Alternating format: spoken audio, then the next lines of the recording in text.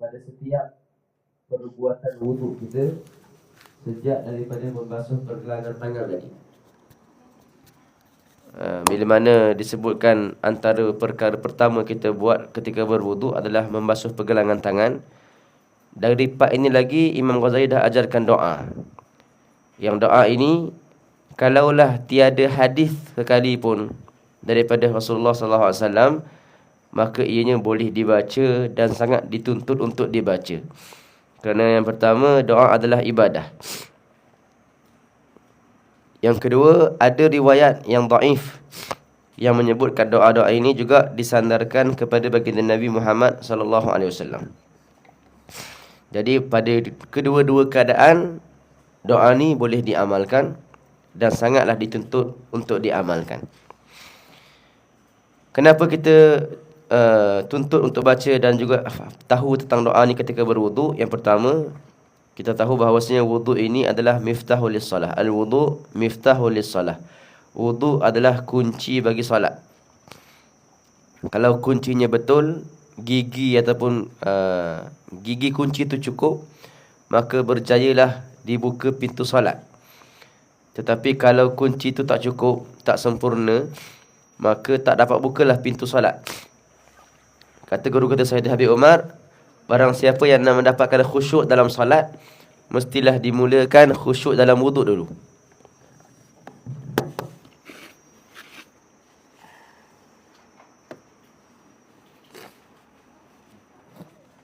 Jadi kalau kita nak dapat khusyuk dalam semayang, ianya dimulakan khusyuk dalam wuduk. Jarang kita dengar orang cakap khusyuk dalam wuduk. Biasa dalam semayang je. Sebenarnya wuduk juga adalah ibadah yang perlukan kepada hadir hati. Yang mana ketika kita berwuduk, kita kena tahu yang sekarang kita dalam proses membersihkan anggota badan kita. Dan membersihkan anggota badan adalah proses untuk membersihkan hati. Jadi Al-Imam Al-Ghazali menyenaraikan doa-doa ini sebenarnya adalah untuk membantu kita khusyuk. Jadi dengan tahu doa-doa inilah kita akan lebih fokus ketika berwuduk dan tahu apa yang kita buat dan apa yang kita harapkan dengan perbuatan wuduk itu. Contohnya seperti ketika mana muka surat 19 dekat dia kata ketika kemudian membasuhlah kedua tanganmu 3 kali. Ini bukan basuh tangan yang rukun tu bukan basuh tangan yang ke siku tu. Ini basuh tangan yang sunat sebelum berwuduk. Kita disunatkan untuk membasuh pergelangan tangan. Ketika itu Al-Imam Ghazali ajarkan kita doa, Allahumma inni as'aluka al-yumna wal barakah wa a'udzubika minasy syu'mi wal halakah. Ya Allah, ya Tuhanku, aku mohon kepada kamu kebaikan dan berkat, dan aku berlindung denganmu daripada keburukan dan kesialan. Jadi bermula daripada permulaan wuduk lagi, kita dah mohon doa daripada Allah Subhanahu Wa Taala. Ketika basuh tangan, pergelangan tangan kita ni, kita minta, Ya Allah, berilah aku kebaikan dan berkat, dan aku berlindung dengan kamu daripada kesialan dan kebinasaan.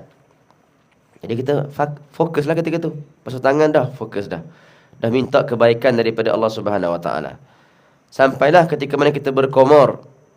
Antara sunat sebelum kita mulakan berwuduk adalah berkomor, al-madmadah, wal-istinsyab, wal-istithar. 3 benda. Berkomor, memasukkan air dalam hidung, dan juga mengeluarkan air daripada hidung balik. Cuma dalam kitab ni Al-Imam Al-Ghazali Allahumma salli Muhammad,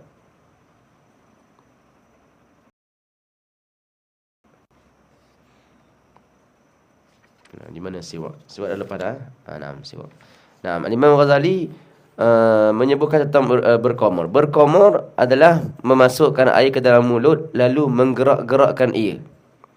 Dalam berwuduk kita ada 2 sunat berkomor. Satu berkomor biasa, satu berlebihan dalam berkomor. Itu sunat. Ulama fuqaha menyebutkan 2 sunat. Yang pertama berkomor. Berkomor ni masuk air sikit je, gerak-gerakkan sikit, keluarkan balik, itu dah berkomor dah dapat pahala berkomor. Tapi lebih afdal lagi kalau kita berlebih-lebihan dalam berkomor.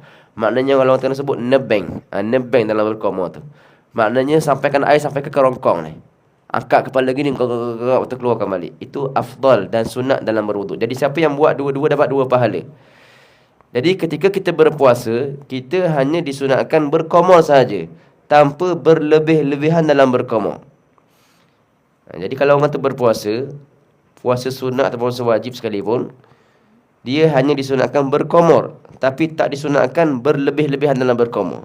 Dengan maksud, kalau ketika berpuasa, dia berlebih-lebihan juga, dia buat juga al-mubalaghah tu, lalu tertelan air ketika berkomor nak ambil sembahyang, maka batal puasanya. Sebab apa? Sebab dia telah buat perkara makruh ketika berpuasa. Tetapi kalau di ketika berpuasa, dia berkomor biasa je, tertelan juga, komor tak berlebih-lebihan pun, berkomor biasa, tertelan, itu tak batal. Kalau kita buat perkara sunat ketika berpuasa, lalu tertelan air, tak batal. Jadi beza tu. Tapi kalau tak puasa, kita disunatkan buat kedua-duanya, berkomor dan berlebih-lebihan dalam berkomor. Nanti insyaAllah kalau kita dah selesai ni, kita akan buat praktikal wuduk lah. InsyaAllah kalau kita ada masa, kita buat praktikal wuduk. Tunjukkan bagaimana cara berwuduk yang sempurna, yang semampu saya untuk tunjukkan caranya. Baik. Ketika berkomor, Al-Imam Al-Ghazali ajar kita doa juga. Yang doa ni kita tak jumpa dalam kitab lain. Katanya, mintalah kepada Allah, Allahumma a'inni ala tilawati kitabik wa kathrati dhikri laka. Wa thabbitni bil qawli thabiti fil hayati dunia wa fil akhirah. Ya Allah, ya Tuhanku. Ketika berkomor ni, dah ketika berkomor nak doa macam mana? Komorkan mulut kan penuh, doa dalam hati lah. Doa dalam hati. Sepaling-paling kurang tak ingat doa ni pun faham maknanya. Minta pada Allah ketika kita basuh mulut kita dalam komor ni, ya Allah, bantulah aku untuk aku boleh sentiasa membaca kitab-Mu dan boleh sentiasa berzikir kepadamu dengan mulut aku ni. Dan tetapkanlah mulut aku ini supaya dapat mengucap ketika di atas dunia dan ketika hari akhirat. Wa thabbitni bil qawli thabit. Dan tetapkanlah, kukuhkanlah aku dengan perkataan yang kukuh. Itulah la ilaha illallah. Kita minta Allah berikan kita peluang untuk sentiasa boleh mengucapkan la ilaha illallah di dunia dan di akhirat. Dengan maksud ketika nak mati pun kita boleh mengucap la ilaha illallah. Jadi itu kan doa yang besar. Minta kepada Allah untuk bantu kita boleh baca Quran, bantu kita boleh berzikir sama, bantu kita untuk boleh sentiasa mengucapkan kalimah tauhid la ilaha illallah. Jadi ketika kita berkomor tu, kita ingat tu, minta, ya Allah tolonglah bantu aku sekian. Jadi kan fokus tu wuduk kita tu, barulah khusyuk wuduk tu. Kalau kita komor, kita buat sunat tapi tak fikir apa benda pun, sekadar buat sunat saja, itu kan kurang. Berbezalah wuduk orang belajar Bidayatul Hidayah ni berbeza dengan orang yang tak belajar Bidayatul Hidayah, sebab dia hadir dengan doa. Jadi wuduk ni 3 peringkat kalau saya faham. Peringkat pertama, mereka yang hanya buat perkara wajib sahaja. Ini orang awam ni.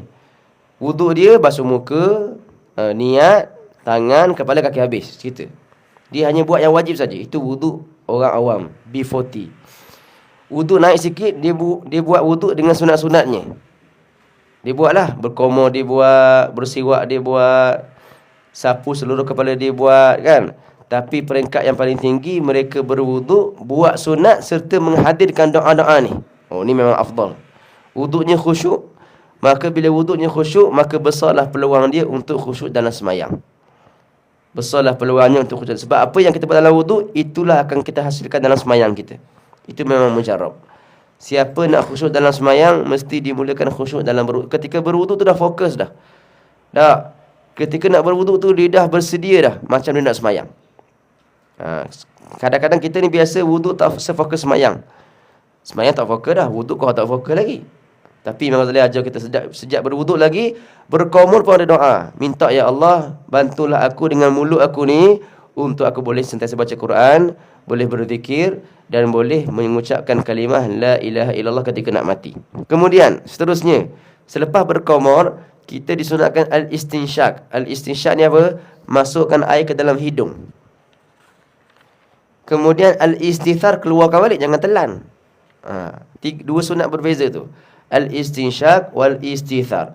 Ketika memasukkan air dalam hidung, Imam Ghazali ajar juga doa dalam muka surat 21 tu.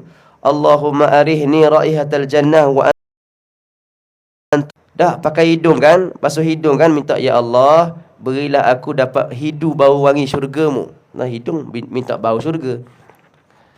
Jadi setiap anggota tu dia ada doa dia khusus. Ya Allah, ciumkanlah hidungku ini dengan bau wangi syurga-Mu, sedangkan Engkau redha kepadaku yang syurga ini dapat dihidu sejak 500 tahun perjalanan lagi dah dapat bau dah. Tapi kalau Allah tak beri izin, duduk sebelah syurga pun tak boleh bau. Jadi semua itu dengan izin Allah, maka mohon kepada Allah supaya Allah beri kita peluang untuk dapat hidu dan membau bau harumnya syurga Allah Subhanahu wa taala. Dan ketika keluarkan air dalam hidung pula, minta pula, ya Allah, aku berlindung dengan kamu daripada menghidu bau busuknya ahli neraka. Dan busuknya neraka. Neraka penuh dengan darah, penuh dengan nanah, penuh dengan macam-macam benda yang kotor. Najis belaka. Nah, ada darahnya, ada nanahnya, ada muntahnya, busuk ahli neraka ni. Juga dapat dihidu sejak 500 tahun perjalanan lagi dapat bau busuk dah. Maka minta berlindung dengan Allah supaya kita tak bau busuk ni. Ketika keluarkan air daripada hidung tu, doa tu pula. Jadi setiap wuduk kita fokus. Kita minta kepada Allah. Kita dengan Allah. Kita bercakap dan berdialog dan bermunajat kepada dalam semayang, dalam wuduk lagi dah bermula dah. Dialog kita dan munajat kita kepada Allah Subhanahu Wa Taala. Barulah sampai kepada basuh muka. Ketika basuh muka kita fahamlah dalam bab fiqh ni, di sinilah wajib berniatnya. Ketika nak membasuh muka yang fardu tu, rukun wuduk pertama adalah an-niyah, berniat. Dan niat tu mesti diniatkan ketika air sampai ke muka. Dan afdalnya kita membasuh muka daripada atas. Dari atas. Tapi kalau kau basuh muka daripada bawah boleh ke? Boleh sahaja. Sah je wuduk dia. Cuma tengok di mana tempat dia berniat. Di situlah tempat bermula wuduknya. Contoh dia basuh muka ni, dia basuh daripada atas dah, tapi tak niat lagi. Sampai dekat hidung baru dia niat, sahaja aku angkat hadas kecil, ataupun sahaja aku berwuduk, sahaja aku bersuci. Maka sekarang baru tak angkat hadas daripada hidung ke bawah sahaja. Atas ni belum lagi. Jadi wajib ambil basuhan kedua, dan itu basuhan pertama untuk dia. Okey, itu untuk berwuduk. Jadi membasuh muka ni adalah rukun wuduk. Tadi semua tu sunat tu. Berkomor sunat, masuk air dalam hidung sunat, bersiwak sunat, membasuh pergelangan tangan sebelum berwuduk tu sunat. Tapi ni bermula wajib ni. Bila bermula wajib, maka wajiblah kita berniat. Niatnya boleh 3. Sahaja aku angkat hadas kecil pun boleh. Sahaja aku bersuci pun boleh. Sahaja aku berwuduk pun boleh. Walaupun tak sebut wuduk yang wajib pun boleh. Sahaja aku berwuduk dah cukup dalam mazhab Imam Syafi'i. Kita berniat sahaja aku berwuduk. Kerana Allah Ta'ala. Nah. Kemudian, ketika membasuh muka, Allahumma salli Muhammad, Al-Imam Al-Ghazali mengajar kita doa juga. Katanya, muka surat 22. Kita baca dari belakang lah. Kemudian ambil pula satu cebok air tu. 21. Kata Imam Al-Ghazali rahimahullah ta'ala, kemudian setelah kita buat koma-koma tadi, dan masuk dalam hidung tadi, ambil pula satu cebok air yang lain.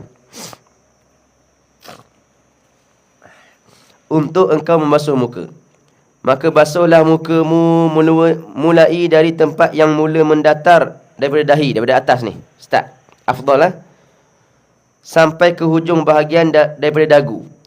Ini dari segi bujurnya. Dan dari segi lebarnya pula ialah jarak antara kedua telinga. Jadi kawasan muka ni mana? Kalau orang tanya muka tu mana muka? Muka ni daripada tempat tumbuh rambut sampai ke dagu. Itu panjangnya. Lebarnya daripada telinga ni sini.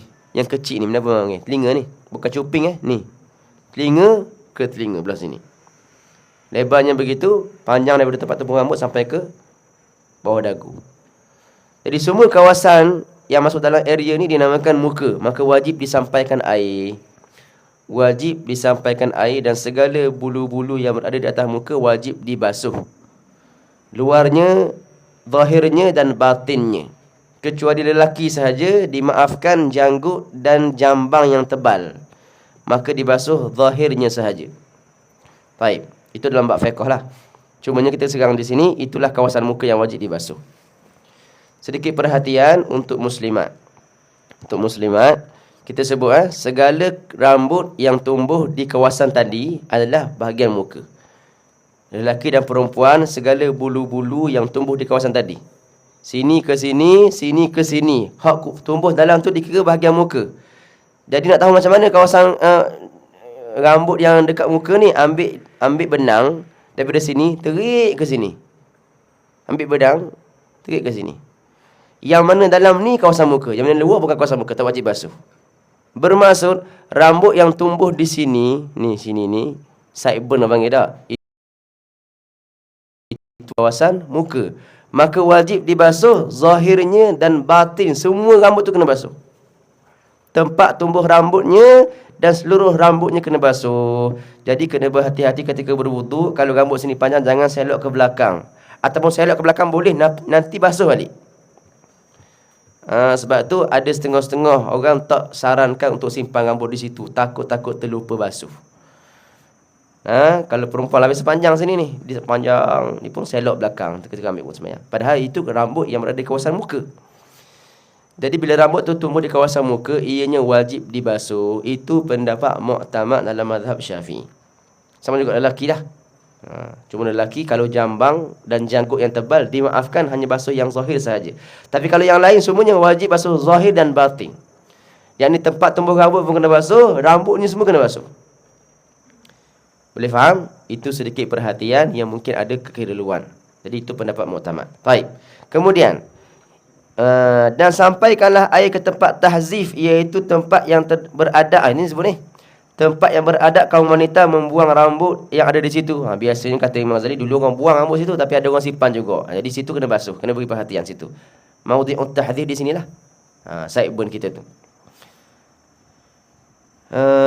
Dan itulah tempat di antara bahagian atas telinga sampai ke tepi pelipis, yakni tempat yang ada di tepi dahi. Maudhi'ut tahzif ni bukan situ, sini. Sini. Sini ni, kawasan sini ni ada rambut ni kan. Ada yang kawasan rambut dalam muka, ada yang luar muka. Jadi sebaiknya basuh di sini. Tepi ni. Saya sebut tadi, nak tahu macam mana, ambil benang, tedik ke sini. Yang mana dalam benang tu itulah kawasan muka. Yang mana luar tu itu bukan muka. Okey. Jadi beri perhatian dua lah kata Imam Ghazali di sini. Kawasan rambut sini dan kawasan sini. Ini memang confirm lah muka. Dan sampaikanlah ketika membasuh muka itu ke tempat tumbuh 4 macam bulu. Bulu kening, bulu misai, bulu mata, bulu azar. Iaitu bulu-bulu yang tumbuh dari tempat permulaan janggut sampai ke membetuli kepada telinga. Ini semua bulu-bulu yang berada di atas muka. Dalam kitab Safinah disebutkan ada 20 jenis bulu di atas muka kita.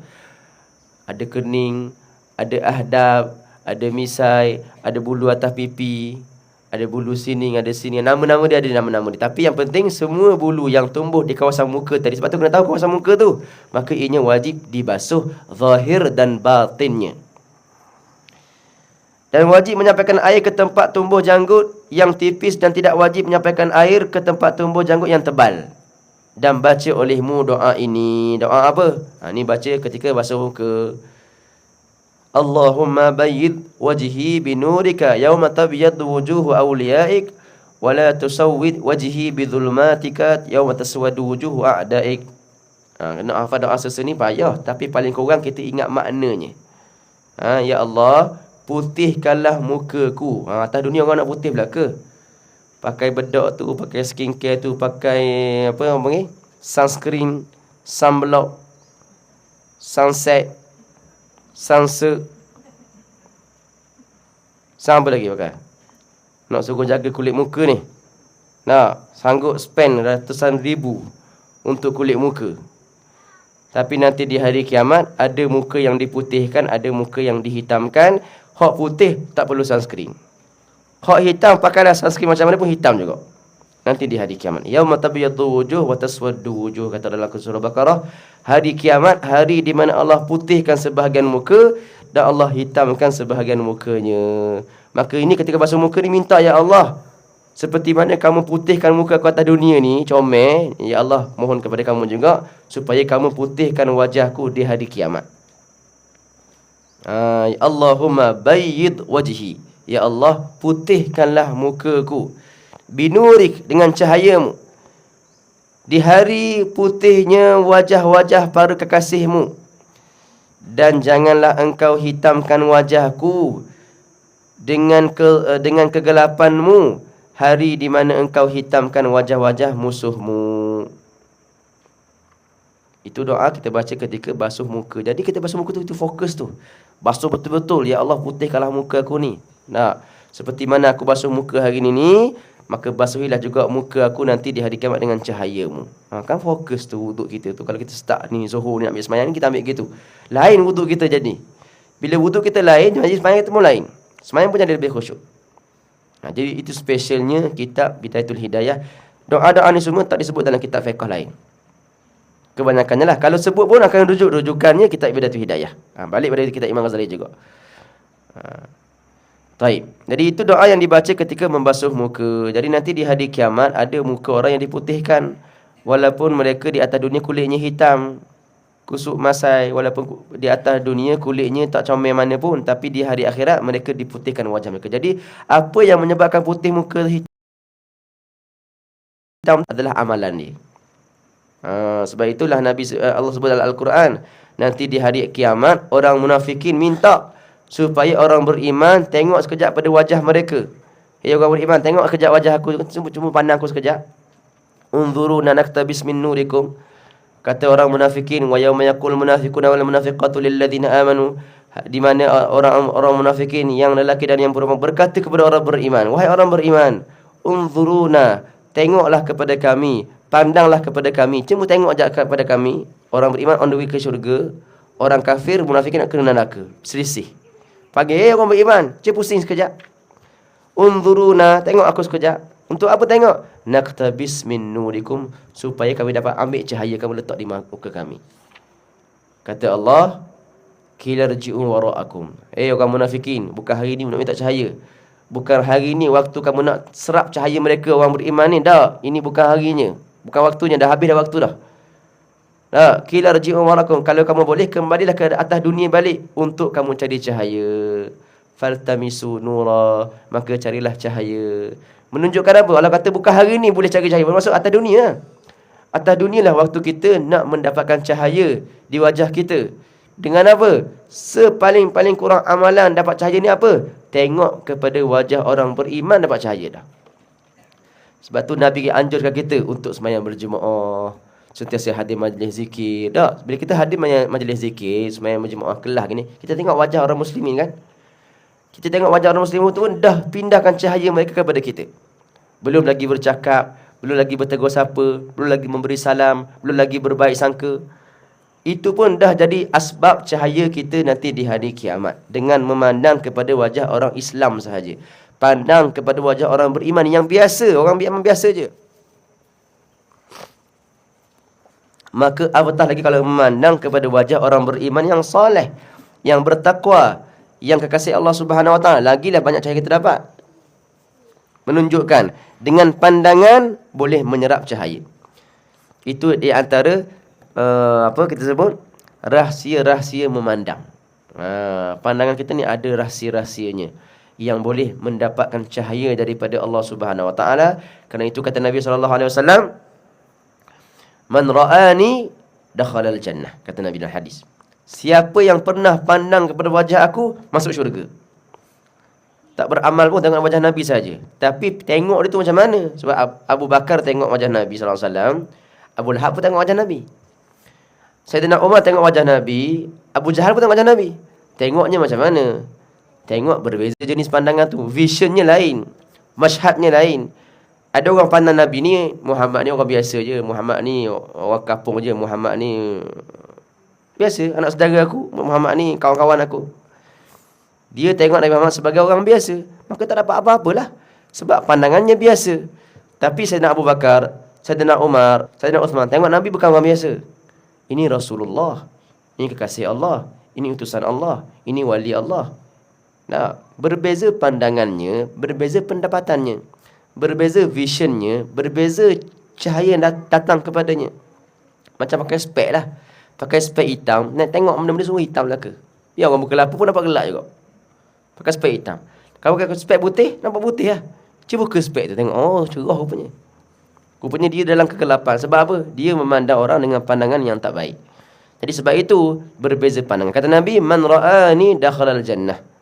Siapa yang pernah tengok wajah aku dengan pandangan yang hebat, pandangan yang besar, pandangan beriman, pandangan menghormati, mengagungkan aku, kata Nabi, maka dia masuk syurga. Wa man ra'ani man ra'ani. Dan juga masuk syurga siapa yang tengok kepada orang yang pernah tengok kepada aku. Tak tengok Rasulullah, dia tengok kepada orang yang pernah tengok Rasulullah. Jadi tabi'in tengok sahabat pun dapat juga masuk syurga. Kata ulama, hadis ni berterusan sampai ke akhir zaman.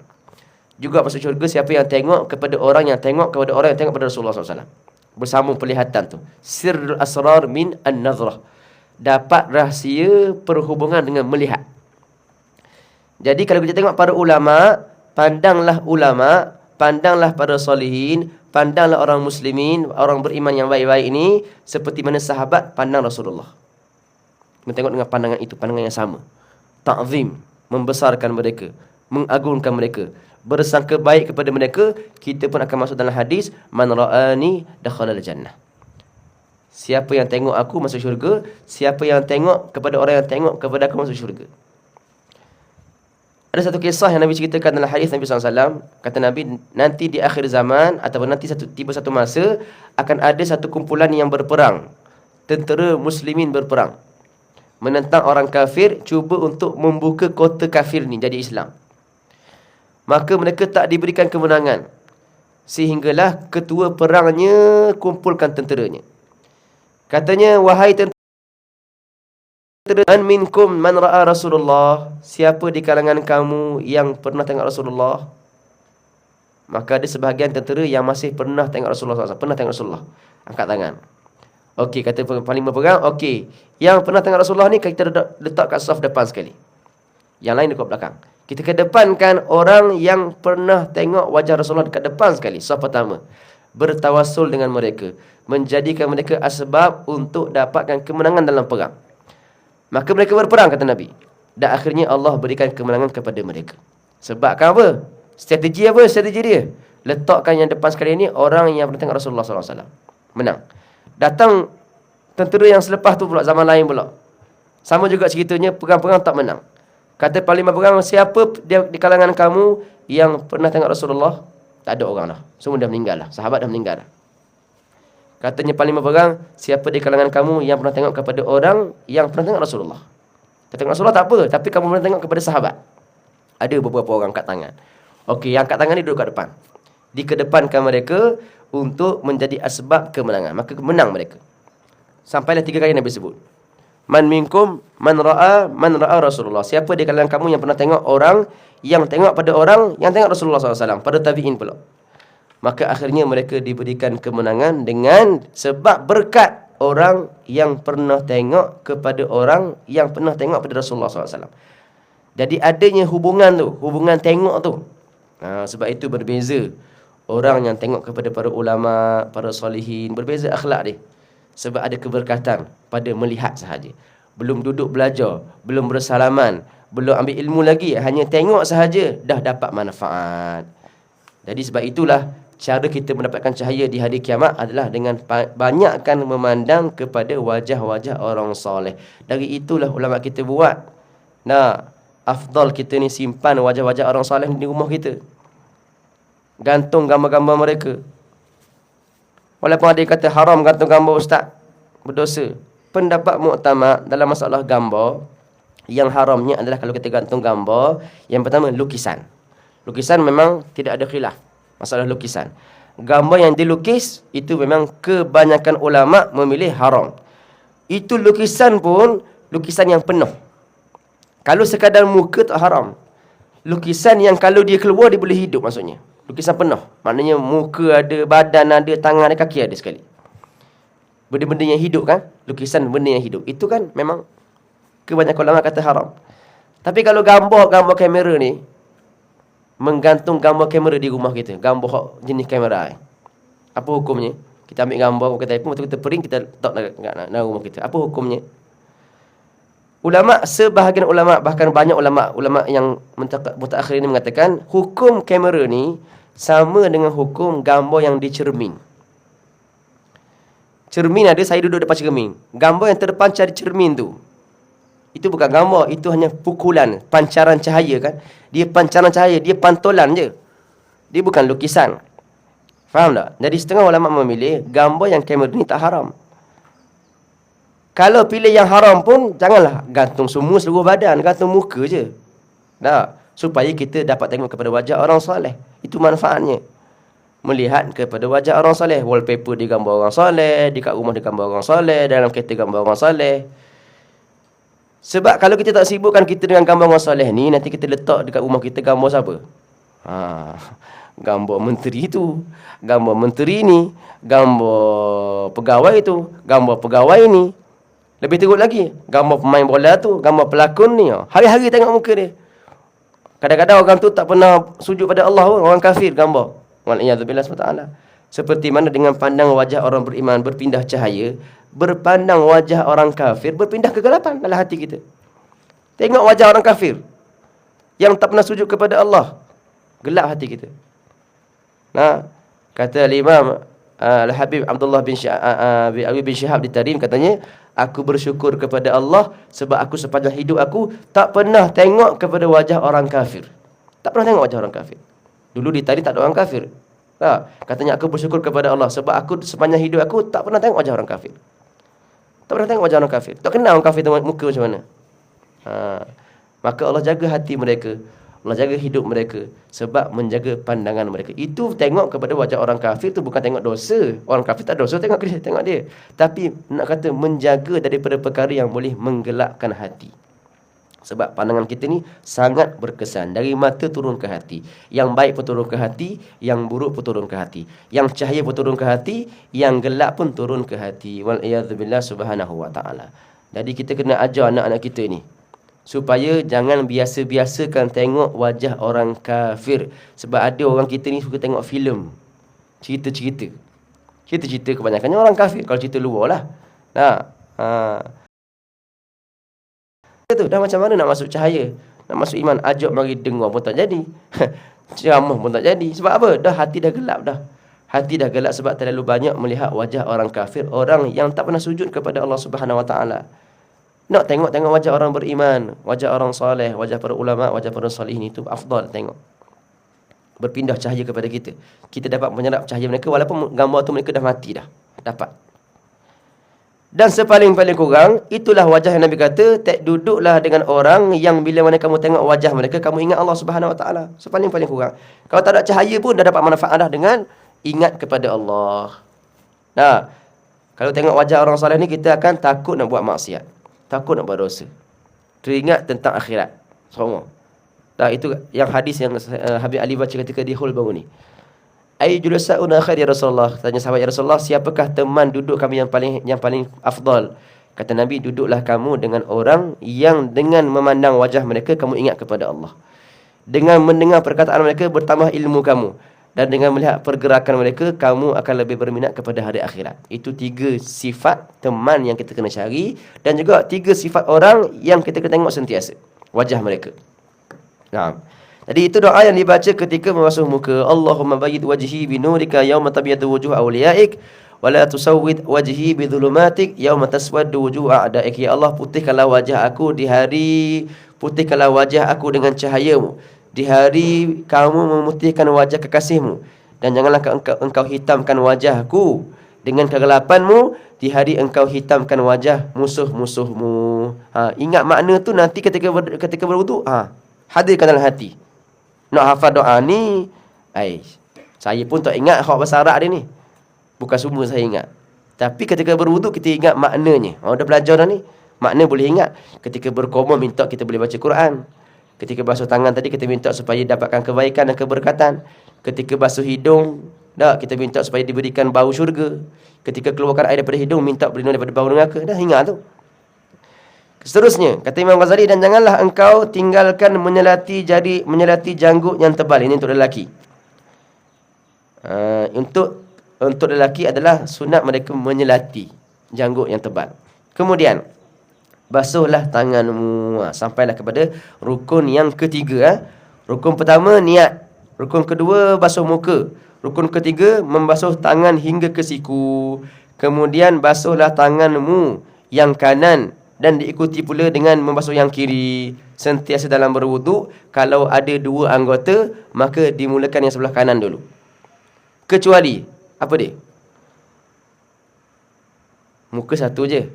Tangan ada 2, kanan kiri mula kanan, kaki ada 2, kanan kiri mula kanan dulu. Mana anggota yang ada 2 tapi kita basuh tak kanan kiri dulu? Mana? Hidung ada 2 ke? Telinga tak sunat basuh kanan 2 kiri, basuh sekaligus. Untuk telinga, ambil air terus Jangan kanan dulu, lepas tu kiri pula. Tak. Tak afdal untuk telinga. Untuk tangan dan kaki sahaja. Muka pun tak. Kanan dulu, lepas tu kiri pula ada. Muka terus sekaligus dulu. Rambut juga sama. Rambut terus, tengah terus. Tak perlu kanan kiri. Untuk kanan kiri ni pada tangan dan kaki. Nah. Maka untuk tangan, membasuh tangan sebelah kanan dahulu. Belum mula daripada mana? Nak mula daripada hujung ni ke hujung ni? Basuh tangan. Tengok dengan apa kita berwuduk. Kalau kita berwuduk tanpa menggunakan pertolongan, dengan maksud apa? Kita cedok sendiri air tu daripada koloh, maka afdal daripada jari. Tapi kalau kita pakai pai air, afdal daripada siku. Sebab pai air dikira pertolongan. Cuma afdal berwuduk ni tak pakai pai air. Pakai koloh lagi afdal. Sebab menggunakan pertolongan ketika berwuduk adalah makruh. Al-isti'anah fil wuduk makruh. Menggunakan pertolongan. Pertolongan macam mana? Orang tuang kepada kita. Kita sihat, tiba-tiba nak tunggu orang tuang pada kita. Makruh hukumnya. Afdal kita ambil sendiri. Jadi setengah ulama kata paik ni dikira pertolongan. Ada kata tak, sebab kita buka dah kan. Kita buka, kita buat sedikit dah kira. Tak apalah pendapat tu. Tapi ala kulli hal, menggunakan paip daripada siku dulu. Guna cebok sendiri daripada tangan dulu. Kalau kita ambil wuduk daripada koloh ke beldi ke tak? Faham? Tapi kalau kita nak pakai paip air, nak pakai gitu boleh juga. Lagi afdal. Kita paip air, kita tadah dulu. Lepas tu kita buat gini. Itu lagi afdal. Untuk keluar daripada makruh. Untuk keluar daripada makruh. Okey, itu untuk basuhan tangan. Basuhlah tanganmu bersama dengan kedua siku sampai ke tempat pertengahan lenganmu. Yang wajibnya dalam berwuduk ni hanyalah kepada kepala siku. Siku mana siku ni belakang ni. Jadi hak wajibnya kena lebihkan sikit, kena lebih sampai sini. Wajib. Tapi sunatnya sampai pertengahan lengan. Sunatnya ada setengah kita kata sunat sampai kepala bahu. Semakin kita melebihkan basuhan ketika berwuduk, semakin bercahaya anggota di hari kiamat. Jadi kalau nak cahaya banyak, lebihkan basuhan. Dan kata Nabi, aku boleh kenal umat aku berdasarkan cahaya dia di hari kiamat yang dia dapatkan ketika berwuduk. Ummati ghurrah muhajjalun, kata Nabi. Umat aku adalah umat yang bercahaya di hari kiamat dan aku boleh kenal mereka melalui anggota wuduk mereka. Dan wanita-wanita nanti di dalam syurga dipakaikan gelang-gelang emas sekadar mana mereka mengambil wuduk. Nak gelang tinggi sampai sini, basuh sampai sini. Tapi taklah wuduh macam kita atas dunia ni. Atas dunia kan pakai gelang sampai sini wuduh dah. Walaupun kaya. Dah, nak pakai 2-3 orang aja comel. Tapi dalam syurga tak. Dalam syurga semakin banyak semakin comel. Dia tidak membebankan. Perhiasan syurga tak membebankan macam perhiasan dunia. Sebab tu buruknya perhiasan dunia ni, kita pakai banyak wuduh dulu. Syurga tak. Makin banyak dipakai, makin comel, makin cantik, makin indah. Maka dipakaikan perhiasan tu bergantung kepada di mana tahap dibasuh tangan, basuh kaki. Begitulah. Apa yang kita buat atas dunia ni, kita akan dapat balasan dalam syurga. Allah Subhanahu wa taala. Jadi kata di sini, basuhlah tangan kamu sehingga pertengahan lenganmu sampai sini ni. Afdal sampai kepala bahu ni. Kerana perhiasan di syurga itu sampai ke tempat basuhan wuduk. Saya sebut dah tadi. Dan baca olehmu ketika itu doa basuh tangan. Doa basuh tangan pula. Allahumma a'tini kitabi biyamini wa hasibni hisaban yasira. Ketika membasuh tangan kanan, baca, ya Allah, berikanlah kepada aku kitab catatan aku. Buku catatan kita tulis hari ni. Kebaikan dan keburukan ni, mungkin nak kita tulis ni. Nanti akan diberi kitab tu. Rizab kita punya peperiksaan nanti diberi di hari kiamat. Kata Allah dalam Quran, ada orang dapat dengan tangan kanan. Fa amman utiya kitabahu bi yaminihi fa sawfa yuhasabu hisaban yasira, kata Allah. Siapa yang dapat kitab dengan tangan kanan, maka akan dipermudahkan hisabnya. Wa amman utiya kitabahu bi yaminihi sawfa yasla sa'ira. Siapa yang dapat kitab dengan tangan kiri, maka dia akan dihuman dalam neraka. Ada 3 jenis dapat kitab. Tangan kanan, tangan kiri, ada datang daripada belakang. Belakang paling teruk sekali. Pergi kat belakang tu. Wara'a dhahrihi fasawfa yad'u thubura. Diberikan kitab daripada belakang, maka itulah orang yang akan dipanggil dengan kecelakaan. Jadi ketika basuh tangan kanan ni, kita minta, ya Allah, tangan kanan aku ni jadilah ia tangan yang dapat terima buku catatan nanti di hari kiamat. Allahumma atini kitabi biyamini. Ya Allah, berikanlah kitab buku catatan aku itu dengan tangan kananku, dan hisabkanlah diri aku ini dengan hisab yang mudah. Wa hasibni hisaban yasira. Jadi tanda orang tu dapat hisab mudah adalah dia peroleh kitab dengan tangan kanan. Allahumma ja'alna minhum. Ya Allah, jadikanlah kami di kalangan mereka yang dapat kitab dengan tangan kanan, bukan dengan tangan kiri. Jadi kata ulama, untuk kamu dapatkan kitab dengan tangan kanan, apa amalannya yang paling besar? Adalah dengan apa dia?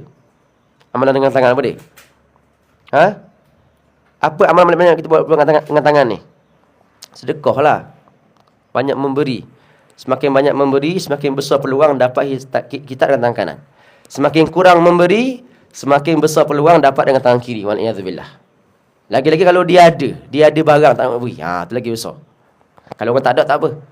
Nah, dia ada tak nak beri. Itu lagi besar dia punya peluang untuk dapat dengan tangan kiri. Wal'iyadzubillah. Jadi, setiap anggota kita ni yang kita pakai atas dunia, dia akan jadi kesan di hari kiamat. Jadi, untuk dapat kitab dengan tangan kanan, kata ulama, amalan yang paling afdal adalah dengan bersedekah. Bersedekah ke, hadiah ke, bantu orang ke, berikan pertolongan ke, khidmat dengan tangan kita ke, itu semualah termasuklah tu. Allahumma salli ala Sayyidina Muhammad. Di antara amalan yang dalam Al-Quran Allah ceritakan, orang-orang dalam kubur nak kembali atas dunia untuk buat amal. Apa dia mereka nak buat? Sedekah.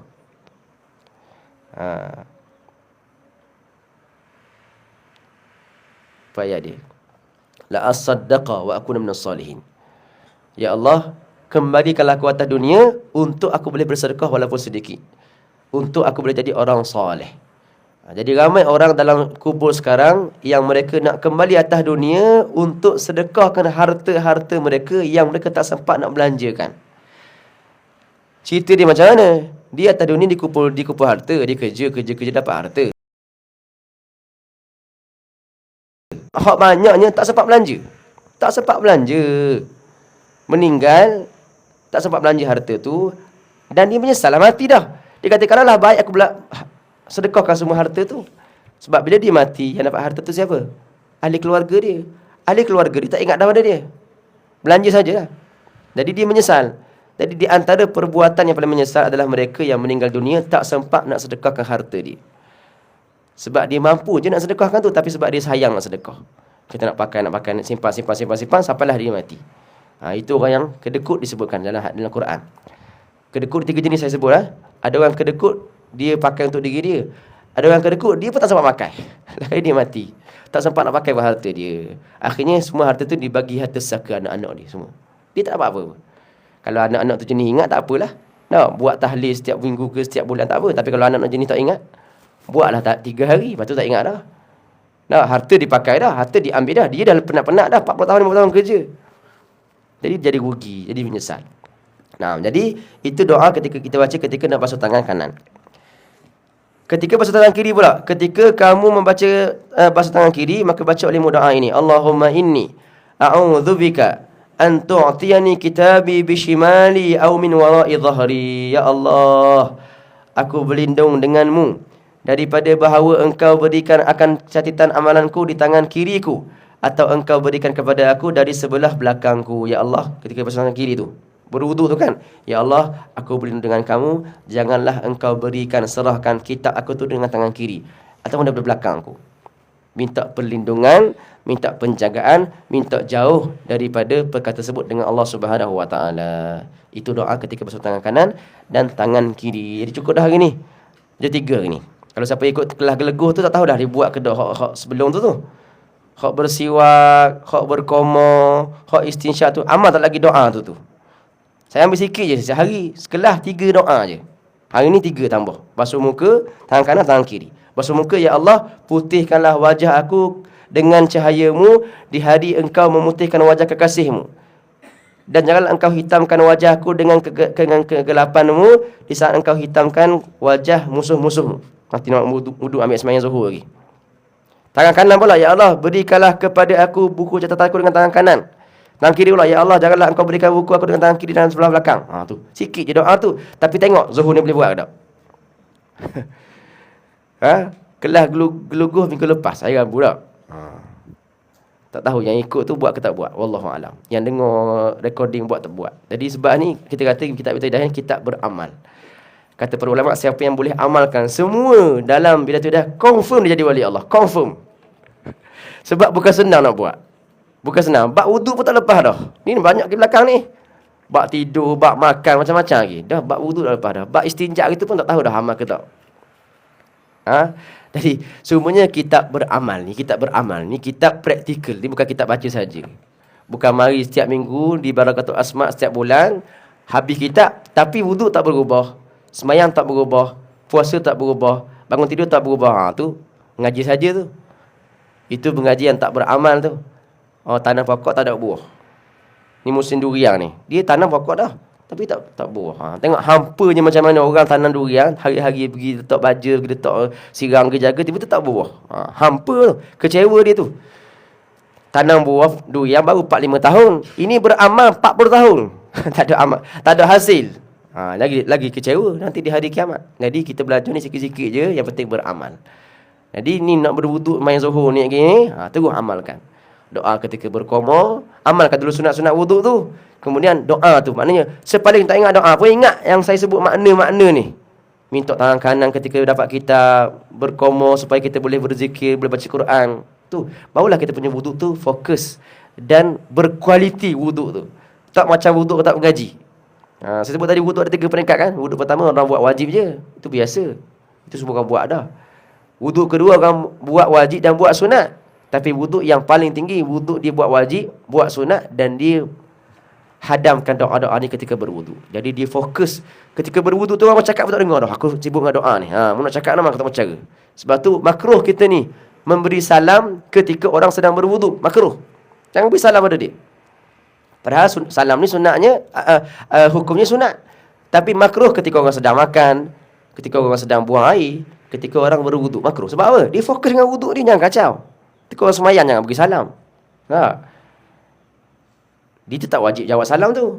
Tapi ulama kata dia tak wajib jawab segera. Selesaikan wuduk dulu baru jawab salam.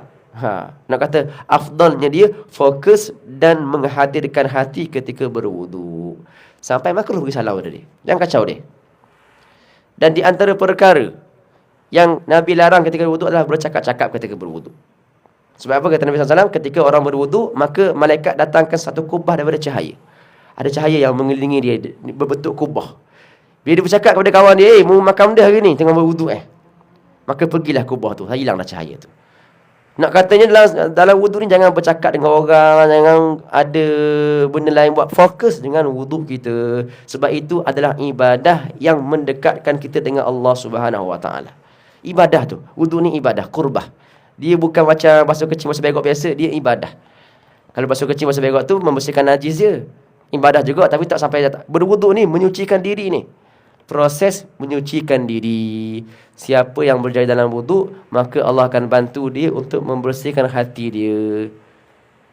Bersihkan hati daripada sifat-sifat munafik, sifat-sifat riak, sifat ujub, sifat takabur, sifat sombong, sifat kedekut, sifat risaukan rezeki. Semua tu Allah kosongkan hati dia sebab berkat dia fokus dan bersungguh-sungguh dalam mempersempurnakan wuduknya. Sebab itu banyak dalam hadis Nabi sebut, man tawadda'a fa ahsana wudu'ahu. Dia berwuduk lalu dia menyempurnakan wuduknya. 2 jenis tu ibadah. Wuduk pertama, yang kedua lebih besar, menyempurnakan wuduk. Ini dengan ni. Inilah cara kita nak menyempurnakan wuduk, dengan baca doa, dengan amalkan sunat, dengan hadir hati, dengan khusyuk, dengan fokus. Faham tujuan kita basuh anggota tu untuk apa. Itu orang yang menyempurnakan wuduk. Maka siapa yang menyempurnakan wuduk, sejak dia selesai berwuduk, dia dikira sedang semayang. Dalam hadis sebut, siapa yang berwuduk lalu dia menyempurnakan wuduk, lalu dia semayang. Sejak dia berwuduk sekarang tu, dia dah dituliskan sebagai orang sedang semayang, walaupun duduk kat rumah lagi. Maka afdalnya kita menyempurnakan wuduk kita. Mula sekarang berazam untuk menjadikan wuduk kita wuduk yang sempurna, wuduk yang Nabi berwuduk dan ajar pada sahabat Nabi sallallahu alaihi wasallam. Wallahu alam. Kita buka untuk soalan. Ada soalan ke? 10.45, 11 dan pukul 10 suku dari start tau. 10 suku, 11 suku. Ada soalan? Berkenaan dengan wuduk dulu ataupun dengan bab-bab lain pun tak apalah. Saya tak membaca banyak sebab takut nanti tak teramal. Tak teramal dengan kita buat ni. Yang kita baca ni, doa-doanya. Selepas habis wuduk, jadi tak, kita panggil apa? Tak tally lah dengan perbuatan tu. Kita dah ada doa ni supaya ketika basuh tangan tu kita fokus. Oh ya Allah, aku minta kepada kamu supaya kamu berikan aku buku catatan tangan kanan. Jadi kita hati-hati ketika basuh wuduk tu. Kalau kita baca lepas wuduk boleh je, tapi dah ketika wuduk buat apa? Fikir apa? Takut lari fikiran kita tu. Itu tujuannya. Nak baca lepas tu boleh je, tak ada masalah. Kalau mungkin kita dah khusyuk dah ketika wuduk, khusyuk dah dengan Allah SWT, dah. Maka Imam Ghazali dia ajar kita, dibantu kita untuk khusyuk. Ada soalan lagi? Tak ada soalan? Oh ya. Boleh. Kalau kita tak mampu untuk basuh kedua-dua sekaligus, boleh. Cuma afdalnya telinga ni basuh sekaligus, kanan dan kiri. Jadi kita basuhkan tangan kita ni ada. Kita akan basuhkan tangan kita terus sekali tu. Serentak. Dia tidak afdal, bukan tak sah, tidak afdal. Telinga pun sunat je. Basuh telinga pun sunat je. Di telinga ni ada 9 jenis basuhan, 9 kali basuhan. Ada kata kira sampai 15 basuhan. 15 basuhan telinga. Ada soalan? Tak ada? Terkentuk ketika berwuduk. Pelik soalan ni. Kena tanya ni. Terkentuk ketika berwuduk macam mana? Nak ulang balik ke nak sambung je? Kalau terkentuk ketika berwuduk, kalau belum memulakan wuduk yang wajib, tak wajib ulang. Kalau kita belum mulakan wajib, baru sampai pergelangan tangan baru, tak wajib ulang. Tapi kalau dah sampai masuk kepala dah, wajib ulang balik. Sebab kita dah berhadas balik dah. Tadi kita angkat hadas dah, maka berhadas balik dah. Berbeza dengan itu soalan dekat geleguh tu ditanya, kalau selepas berwuduk, dia tengok-tengok ada siri ke sini tanya itu. Sisi ikan ke siri ikan kau sebut? Sisi ikan. Bukan siri ikan. Dia tengok ada sisi ikan di badan dia. Selepas berwuduk dah. Dan dia yakin sisi ikan tu datang sebelum berwuduk lagi. Dia siaikan tadi sebelum berwuduk. Tengok-tengok, tangan aku ada sisi ikan. Macam mana sekarang? Memang confirm lah wuduk tak sah. Nak ulang wuduk balik ke? Ataupun macam mana nak buat? Jadi caranya adalah buang sisi ikan tu kalau di tangan tu, basuh kawasan tu sahaja. Lepas tu sapu kepala, basuh kaki. Tak beri. Sebab sekarang kita punya wudu terhenti di tangan. Sebab tak sah tangan lagi. Dia tak sempurna tangan, tak sah yang kepala. Sekarang kita sempurnakan tangan dulu kan. Cabut sisi ikan, basuh kawasan tu, sapu kepala, basuh kaki. Habis. Kalau sisi ikan di kaki, cabut sisi ikan tu, basuh, habis. Kalau di muka, di muka kena start awal, muka, dah bahagian muka pula. Dah. Maknanya kalau sini kawasan sisi ikan tu, buang sisi ikan ni, ambil air sikit, basuh sini, basuh tangan. Basuh tangan, sapu kepala, basuh kaki. Kalau sedar, lepas sembahyang, sama lah. Kalau kita yakin sisi ikan tu datang ke badan kita sebelum berwuduk, maka kena sembahyang semula. Tapi kalau tak yakin, dia 2 kali siang ikan. Sebelum wuduk sekali, selepas wuduk sekali. Tak tahu mana saya. Ke hak kedua dah baru mari. Ke aku wuduk tadi, lepas tu siang ikan pula. Sebelum tu siang ikan juga. Tak tahu, tak confirm. Bila tak confirm, tak wajib. Bila tak confirm, bila datang sisi ikan tu, kemungkinan datang selepas berwuduk, maka tak wajib. Sama juga dengan benda di kaki kita. Tengok-tengok tengok ada kaki ni macam ada saletik ke benda ke tak. Kalau kemungkinan saletik tu lekat di kaki selepas kita berwuduk, tak wajib ulang wuduk. Dia hanya batal wuduk kalau kita yakin sahaja. Yakin sejak awal lagi dah ada, barulah kita wajib ulang balik wuduk dan sembahyang kita. Biasanya kita sembahyang, tengok kaki, bawah kaki ada saletik ke, ada ketah ke. Ketah ni mari bila? Dah. Lepas berwuduk tadi ikut aku bijak lekat di kaki aku. Ada kemungkinan. Bila ada kemungkinan, tak wajib ulang. Selepas sembahyang, tak wajib ulang. Ada soalan lagi?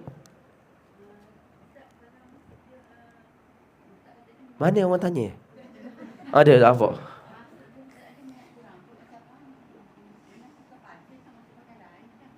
Mana ni? Mana? Yang mana satu ni? Rukun sembahyang, rukun wuduk tu. Rukun wuduk yang keempat lah. Pertama niat, yang kedua basuh muka, yang ketiga basuh tangan, yang keempat menyapu kepala ataupun rambut di atas kepala. 2 boleh. Menyapu kulit kepala ataupun rambut di atas kulit kepala. Itu kita akan tengok nanti, rukun nanti insya-Allah.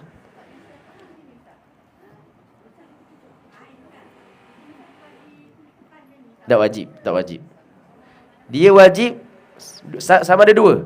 Menyapu kulit kepala, basahkan kulit kepala, waktu yang kita faham tu betul dah tu, tak salah. Cumanya tak wajib. Ataupun boleh juga kita menyapu, membasahkan rambut yang berada di atas kulit kepala. Contoh, kulit kepala tak kena, rambut je kena. Tapi pastikan rambut tu duduk di atas kawasan kepala. Bukan rambut duduk bawah ni, panjang ni, bukan. Rambut duduk atas ni. Contoh rambut saya ni, ni atas kepala ni. Kalau kita terik ni, hak sini, tak, hak atas ni. Basahkan rambut saja boleh dah. Sehelai rambut pun cukup dah.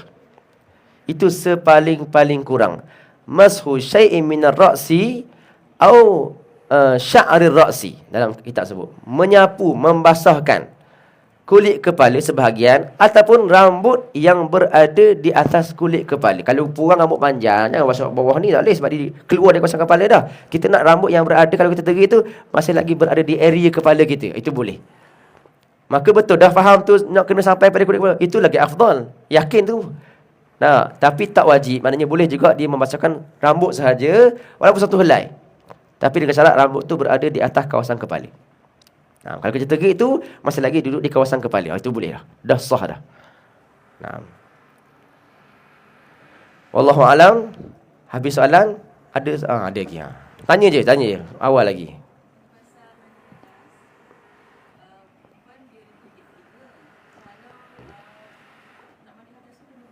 Baru orang tanya semalam di kuliah duha. Nah.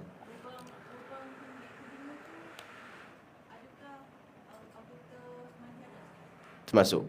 Semua yang zahir dikira anggota yang wajib dibasahkan ketika mandi hadas. Kalau dia memakai subang, kalau dia tidak yakin sampainya air ke kawasan tersebut, maka wajib buang. Sampai tak? Kalau ada ni sampai tak? Tak yakin. Lubang saja ada. Dalam lubang tak wajib. Dalam lubang tu tak wajib. Luar je wajib. Tak kena korek pakai jarum masukkan air, tak perlu. Cukup dengan basuh luar sahaja. Maksud saya cerita kalau ada subang. Subang kena buang ke tak? Kalau tak sampai air ke kawasan yang dekat subang tu, kena buang subang. Tapi kalau lubang saja tak wajib. Sebab lubang tu kalau kita basuhkan memang dia akan masuk. Dan kita hanya basuh luar sahaja, tak wajib dalam tu. Itu dikira anggota dalam dah tu. Nah. Macam kalau kita cocok jarum kan? Cocok jarum hospital, kan ada lubang kan dalam kita punya pori-pori ni, kena masuk ke tak wajib tu. Sama lah hukum dia. Orang cocok masuk darah ni kan, masuk jarum ni kan, bila dicabut jarum ada ke lubang tu ni. Dalam tu, kena masuk ke dalam tu. Air tak betul. Dia cukup dah tu. Basuh luar dah cukup kira sampai dah tu. Nah. Kuku, masalah kuku, kalau ada kuku panjang, kalau yang wajib menyampaikan air ke dalam kawasan kuku ni. Kulit yang di bawah kuku ni. Kuku tak wajib. Kulit yang di dalam kuku ni, itu wajib sampaikan air. Sebab kita dalam berwuduk wajib menyampaikan air ke seluruh kulit. Okey. Jadi kalau ada kotoran dalam kuku, cerita dia. Ada kotoran dalam kuku kan kotor tak? Hitam apa semua tak? Ada 3 pendapat. Pendapat pertama, pendapat yang syadid. Maknanya dia kata wajib bersihkan kuku dulu sebelum setiap kali berwuduk. Kena buang semua kotoran dalam kuku ni. Takkan salah kotor-kotor daripada apa sekalipun kena bersihkan. Itu pendapat yang pertama yang kita panggil pendapat yang berat lah, yang keras. Pendapat yang kedua terlalu ringan pula dah. Dia kata segala kotoran dimaafkan. Pendapat yang ketiga pertengahan. Kalau kotoran datang daripada badan kita, daki, kita sendiri garu, lekat sini, itu dimaafkan. Sebab itu dikira kulit kita dah. Tapi kalau kotoran daripada luar, dia jenis tanam pokok bunga, lekat dalam ni pasir bunga apa, tanah tu kan, itu wajib buang lah, sebab itu dikira benda asing. Jadi itu pendapat yang ketiga yang kita pilih lah, pendapat yang tafsil. Kalau kotoran datang daripada diri kita sendiri, daki, peluh dan sebagainya, itu dimaafkan. Kalau kotoran daripada luar, tanah, pasir dan sebagainya, itu tak dimaafkan sebab itu benda luar, benda asing. Jadi afdalnya, jangan simpanlah kuku tu. Jangan simpan. Takut-takut menjadi penghalang kita untuk sampai wuduk ke kulit. Sebab antara syarat sah berwuduk adalah menyampaikan air ke seluruh kulit kita. Tanpa ada benda yang menghalang air sampai ke kulit. Ya. Inai-inai. Kalau inai yang asal, memang inai-inai lah. Kalau inai. Kita tak kisah pakai bahan apa. Selagi mana warna lah kita sebut. Pewarna itu tidak menghalang air, maka dia sah. Macam pen kan. Pen kan dia warna kan. Pen kita contoh pen dekat tangan kita. Sah tak wuduk kita? Ada dua jenis pen. Ada pen yang dakwah dia tu memang menghalang air. Tapi jarang nak jumpa pen ni macam liquid paper. Liquid paper tu menghalang air. Tapi kalau pen biasa, dia tak menghalang air. Walaupun dia warna biru, tapi dia air sampai ke kulit. Cuma dia, masalah dia kalau berubah warna air tu. Tapi kalau ini tak berubah warna air. Jadi kalau pewarna apa-apa yang ada di badan kita ini, kalau menghalang air sampai ke kulit saja yang tak sah. Kalau tak menghalang tak apa. Apa bahan dia pun tak kisah. Cuma masalah bahan tu halal ke tak halal tu cerita lain lah. Bahan tu najis tak najis tu cerita lain. Najis tu cerita lain. Sah semayang, sah wuduk cerita lain. Faham? Kita nak cerita sekarang, sah tak wuduk dia. Okey. Kalau benda tu memang tidak menghalang air, dia benda jenis larut air, maka boleh. Inai ke, warna ke, apa benda ke, tak boleh. Tapi kalau cat rumah tu kena ke badan kita kan, tak kena dengan air. Tak sampai air, tu kena buang. Dia menghalang air tu. Nah. Cuma, kita panggil apa?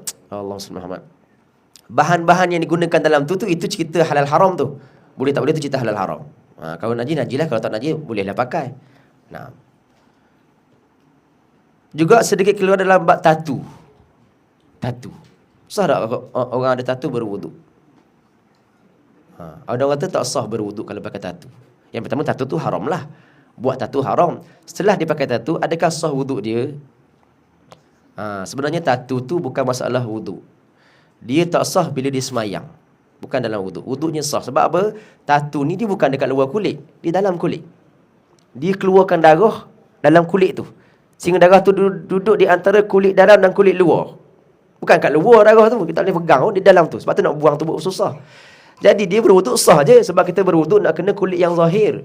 Cuma dia ni tak sah bila semayang. Sebab dia menanggung najis, darah dekat luar tu. Bawa najis ketika semayang, tak sah semayang. Jadi dia bukan isu wuduk, dia isu najis. Jadi tatu bukan isu tak sampai air ke kulit. Tatu isu menanggung najis ketika semayang. Itu kena buang. Kalau dibuat selepas dia tahu dah, jadi kena buang, wajib buang. Wuduknya sah je. Wuduknya sah, mandi wajibnya sah. Kalau tatu pelawak tu betul. Tepek stiker. Tu memang tak sampai. Tu masalah wuduk tu. Kalau tatu betul dia buat gitu, dia pakai jarum kan, dicocok dalam, keluar darah di antara kulit luar ni dan kulit dalam tu ada darah tengah. Itu tatu yang betul. Jadi tak ada isu wuduk. Tadi tatu tepek stiker tu memang menghalang air sampai ke kulit tu. Itu kena ke tu. Sebab dia menghalang air sampai ke kulit. Naam. Wallahu a'lam. Ada lagi soalan berkenaan dengan mandi wajib ke, wuduk ke? Mungkin ada sedikit tak faham ke, boleh tanya, tak ada masalah.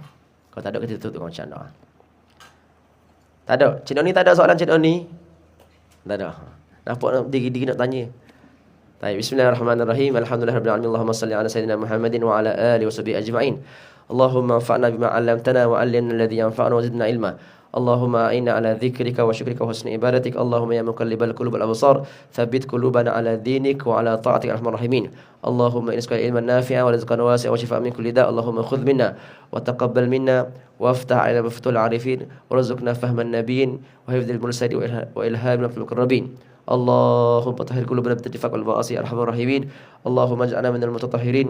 اللهم اجعلنا من الصديقين. اللهم اجعلنا من المتطهرين ومنك الصالحين. ربنا آتنا في الدنيا حسنة وفي الآخرة حسنة وقنا عذاب النار. وصلى الله على سيدنا محمد النبي الأمي وعلى آله وصحبه وسلم والحمد لله رب العالمين. السلام عليكم ورحمة الله تعالى وبركاته.